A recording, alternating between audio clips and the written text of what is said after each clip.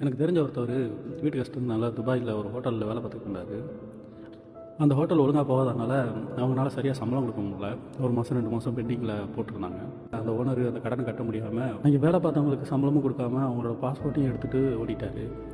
அதில் வேலை பார்த்ததில் ஒருத்தர் வீட்டு கடன் சுமையினால் அவர் ஊருக்கு போக முடியாமல் இங்கேயே இருந்துடுறாரு. விசா இல்லாதவங்கள துபாயில் கழிவெளின்னு சொல்லுவாங்க. கழிவெளியாக ஒரு 30 வருஷம் வீட்டுக்கும் போகாமல் இங்கேயே கிடைக்கிற வேலையை பார்த்துட்டு வீட்டுக்கு பணம் அனுப்பிட்டு இருந்திருக்காரு. இவர் கையில் கேமரா ஃபோன் கூட கிடையாது, நார்மல் ஃபோன் தான் வச்சுருந்தாரு. இவர் வீட்டில் உள்ளவங்கள பார்த்து 30 வருஷத்துக்கிட்ட இருக்கும். ரொம்ப நாளுக்கு அப்புறம் கல்விவெளியாக விசா இல்லாமல் இருக்கிறவங்கள ஊருக்கு அனுப்பி வைக்கிறவங்க கவர்மெண்ட்டில் அறிவிச்சிருந்தாங்க கொரோனா டைமிங்கில். அதை கேட்டு இவர் சந்தோஷமாக ஊருக்கு போகிறதுக்கு அப்ளை பண்ணிட்டு ரெடியாக இருந்தார். ரொம்ப நாள் கழித்து அவர் ஃபேமிலியை பார்க்க போகிறோம்னு ரொம்ப சந்தோஷமாக இருந்தார். அவர் கிளம்புறதுக்கு முந்தின நாள் அவர் கொரோனா பாசிட்டிவ் அவர் இங்கேயே இறந்து போயிட்டார்.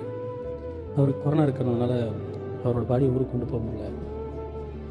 அவர் இவ்வளோ நாள் யாருக்காக கஷ்டப்பட்டாரோ அவங்களால கூட அவரோட மூஞ்சியை கடைசி நேரத்தில் பார்க்க முடியாமல் போயிடுச்சு. இந்த மாதிரி குடும்பத்தை விட்டு வெளியே வேலை பார்க்குற நிறைய பேர்த்துக்கு சொல்ல முடியாத கதைகள் நிறையா இருக்குது.